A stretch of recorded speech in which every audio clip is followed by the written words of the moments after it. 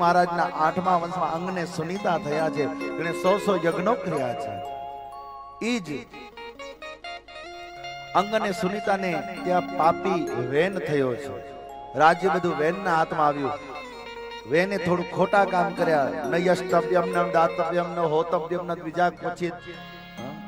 કીધું કે યજ્ઞ બંધ કરાવી દો, બ્રાહ્મણોને જમાડવાનું બંધ કરી દો, સાધુ સંતોને બોલાવવાનું બંધ કરી દો. ન યષ્ટવ્યમ યજ્ઞ બંધ, ન દાતવ્યમ દાન આપવું હોય તો મને આપ્યું, ન હોતવ્યમ બ્રાહ્મણોને બોલાવવાનું બંધ, હોતવ્યમ દ્વિજા ક્વચિત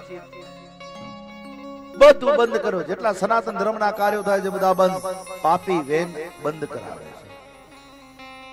એક વખત એ વેન ઋષિઓ જ્યાં ભજન કરતા હતા, યજ્ઞ કરતા હતા, ત્યાં જાય. ઋષિઓને ના પાડી કે યજ્ઞ બંધ કરો. તમને કીધું ને કે આ નારાયણ સ્વાહા વિષ્ણવે સ્વાહા નહીં, વેનાય સ્વાહા, મારા નામની આહુતિ આપો. હવે આ તો ત્રિકાળદર્શી જ્ઞાની તપસ્વીઓ યોગ્ય મુનિઓ હતા. દર્ભની સલાક્યા લીધી, અભિમંત્રિત કરી, ઘા કરી, ત્યાં તો પાપી વેન મરી ગયો. પાપી વેનના શરીરનો મનોમંથન કરવામાં આવ્યું. મંથન કરતા શરીરમાંથી દિવ્ય બે જ્યોતિ બહાર નીકળી છે. એક સ્ત્રી એક પુરુષ, જેઓ સાક્ષાત ભગવાન લક્ષ્મી નારાયણના સ્વરૂપ હતા. બોલીએ લક્ષ્મી નારાયણ ભગવાન કી જય હો. પૃથુ મહારાજ ને અર્ચી મહારાણી આ ધરતી ઉપર જેણે ખેતીને જીવંત કરી છે.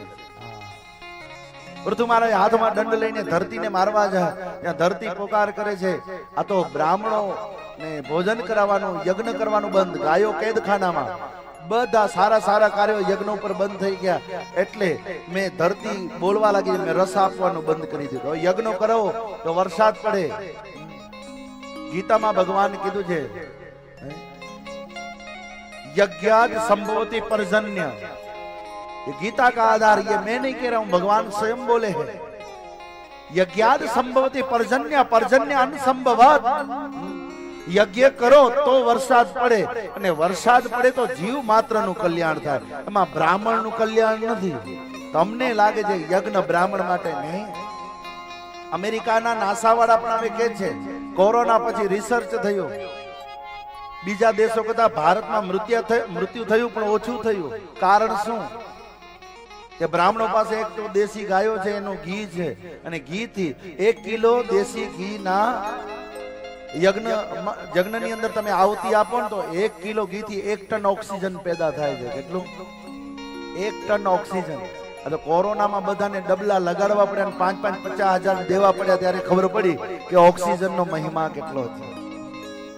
યજ્ઞ કરવાથી 1 ટન ઓક્સિજન પેદા થાય. તમારા ઘરની અંદર યજ્ઞ કરો, શુદ્ધ અગ્નિનો આહવાન કરો.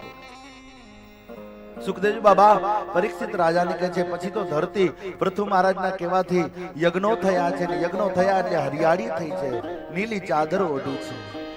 ચોથા સ્કંદના અંતની અંદર પુરંજન વ્યાખ્યાન કીધું છે, અને 5મા સ્કંદની અંદર એવું કહેવાય છે કે નાભી થયા છે, નાભીને ત્યાં વૃષભદેવ થયા છે, જેઓ જૈનોના પ્રથમ તીર્થંકર થયા. આ જૈનોના પ્રથમ તીર્થંકર છે તે વૃષભદેવજી છે. બહુ જ્ઞાની હતા. અતિ જ્ઞાની હોવું પોતાના માટે ખરાબ. મોઢામાં પથ્થરો મૂકી દીધો કે મારે સમાજ સાથે ચર્ચા કરવી નથી, એટલે આ લોકો મમટી લગાડી દે છે આગળ. મમટી કે સમાજ સાથે ચર્ચા નથી કરવી, અહિંસા પરમો ધર્મ કઈ. અને એક જૈનિઝમ આવડું ચાલુ થયું. એ જૈનોના પ્રથમ તીર્થંકર વૃષભદેવજી મહારાજ, અને વૃષભદેવજીને ત્યાં ભરત નો પ્રાદુર્ભાવ થયો છે, જે ભરત ઉપરથી આપણા દેશનું નામ ભારત પડ્યું છે.